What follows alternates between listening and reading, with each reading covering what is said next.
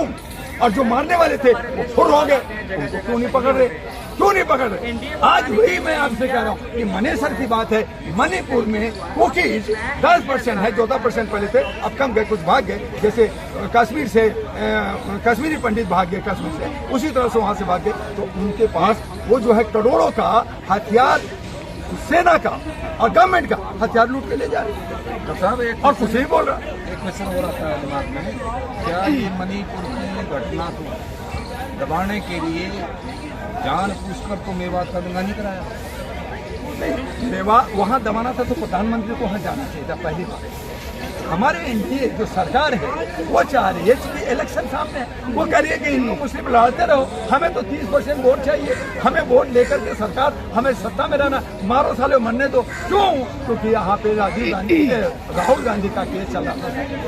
अभी कल परसों उनको बहाली किया है, लेकिन उससे पहले मनेसर का केस हो चुका है। तो वहाँ पे राहुल का था, उसके बाद में अडानी का केस चल रहा है, वहाँ पे 370 कश्मीर का चल रहा है, उसके बाद में यूसीसी का माहौल बनाया जा रहा है। मैंने कहा यूसीसी लागू नहीं हो सकता। क्यों नहीं हो सकता? क्योंकि 370 जब आप कंप्लीट नहीं करें, 3 चीफ मिनिस्टर और 3 जो है आप गवर्नर, कौन? अडानी लद्दाख की पूरी खदानें उसके नाम से, कश्मीर में जमीनें सब मुकेश अंबानी। हम लोग कहाँ है भैया? हम लोग कहाँ है? जनता कहाँ है? तो जनता को बेवकूफ बनाया जा रहा है। ये लोग कॉर्पोरेट बना करके ईस्ट इंडिया की तरह, अंग्रेजों की तरह ये पूरा कंपनी बना करके लूटना चाहते हैं और हमें मानसिक रूप से गुलाम बनाना चाहते हैं। जो आपने कहा मणिपुर का मामला, वहाँ पे एक्चुअल मैंने जो ग्राउंड रिपोर्ट बनाया है हिमराज के नाम पे, वहाँ पे 10 लोगों ने हमारा जा करके जान पे खेल करके वहाँ काम किया और वहाँ से रिपोर्ट जो आया वो एक्चुअल में वहाँ पे आदिवासी अरे मर तो रहे, लेकिन वहाँ गेम है ड्रग्स का, करोड़ों अरबों रुपया का ड्रग्स जो बर्मा से, जो चाइना से, जो चाइना वाला घुस के वो एनडीए की सरकार है, वो कहती है मेरा प्रभुत्व होना चाहिए, मेरा सरकार हो गया। तो इसीलिए एनडीए सरकार मुंह पे ताला बंद कर रखी है कि अरे मैंने तो करवाया और मैं ही बोलूं, नहीं रोकूं, होने दो।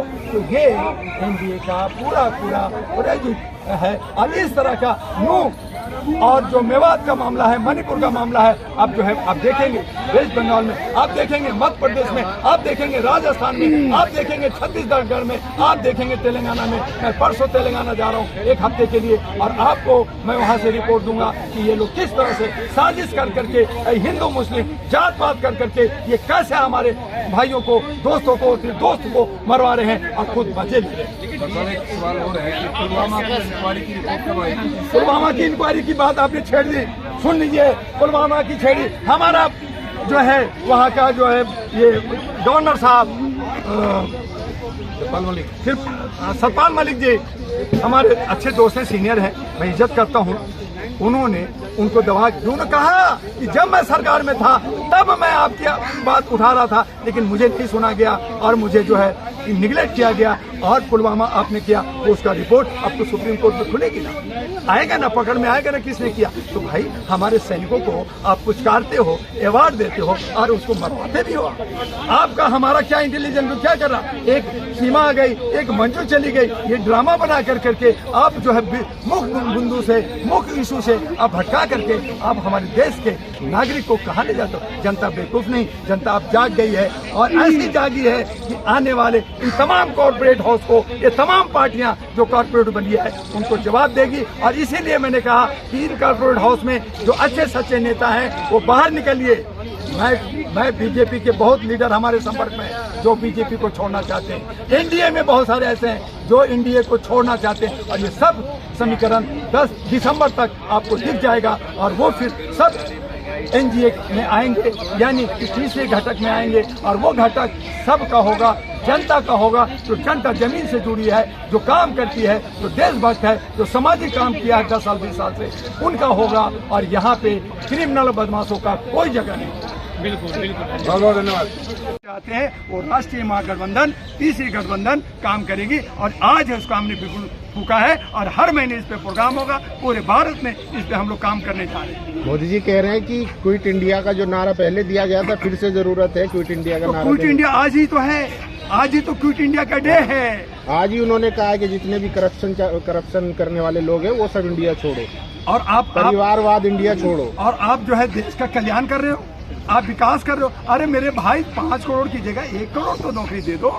आपने कहते हो कि जी हम जो बिजनेस का एक मार्केट ये एम्बिशन एग्जीबिशन लगा और वहां पे जिनको नौकरी लगी हुई है उनको बुला रहे हैं कि हम इनको नौकरी। अरे जिनको पहले से नौकरी लगी है उनको नौकरी दिलाओगे या हमारे गरीब? अगर ये नौजवान जो आज जंतर मंतर पे सोशल मीडिया है, अगर इनको नौकरी होती, ये अगर काम किए होते तो आज बेचारे मोबाइल लेकर के सोशल मीडिया 1 रुपया 2 रुपया के लिए या पसीना बहा करके यहाँ पे नहीं होते, वो नौकरी करते।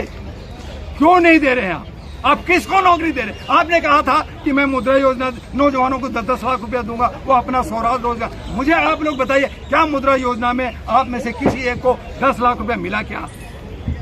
आप जो है बैंक से इलेक्ट्रो बॉन्ड भर करके, जिसमें पैसा कौन दिया ये नहीं बताते, और 10 लाख करोड़ 10,000 करोड़ आप बैंकों से लोन आप ले रहे हो और वो अडानी अंबानी सब दे रहा है, और ये भी नहीं बता रहे कि कौन दिया। हमें क्यों नहीं 1 रुपया दिया भाई? हम तो यहाँ पानी के लिए तरस रहे। एक बोतल को पिला दे, एक छोटा सा बोतल पकड़ के रखे, पानी खत्म हो जाएगा भाई, हमें प्यास लगेगी, और उसके पास तो यूं फेंको हो रहा। तो इसलिए ये निकम्मी सरकार, हमने 10 साल दे दिया, जनता त्रस्त हो गई है। अब हमें मानवता के आधार पे, बिना जात पात का, बिना ऊंच नीच का, बिना हिंदी और अंग्रेजी बोले, हम तमाम लोग जो भारतीय हैं वो भारतीयों को सजग होना होगा और इनको हराना पड़ेगा। और हम नहीं चाहते कि वो उसमें से कुछ जीतेंगे भी, लेकिन 272 नहीं आने देंगे, और 272 इंडिया को भी नहीं आने देंगे। क्या प्लान है आपका सर? तो हमारा प्लान ये है कि इनको इतना मगरूर ना बना दो, इनको इतना ज्यादा जो है उत्साह मत दे दो कि ये मनमानी करें और डंडा मारें। इसलिए हमारे देश के अंदर जहां राजतंत्र को बचाना है तो जिस किसी को भी जनता वोट दे, लेकिन हमारा ओपोजिशन भी मजबूत होनी चाहिए और उसमें पढ़े लिखे लोग, नौजवानों की एंट्री होनी चाहिए। और मैं इसी के लिए कि जिनके पास पैसा नहीं है, अगर उनके पास उत्साह है, काम करना है, थोड़ा पैसा है, तो मुझसे संपर्क करें। हम लोग उन्हें चाहे एमएलए के लिए, चाहे काउंसलर के लिए, चाहे एमपी के लिए, जिस तरह के होंगे, हम लोग मिल करके उसे आगे बढ़ाएंगे। और इसीलिए मैं तेलंगाना चैप्टर को लेके जा रहा हूँ, वहाँ तक कम पैसे से वहाँ 119 उम्मीदवार हम लोग उतारने जा रहे हैं। ठीक है।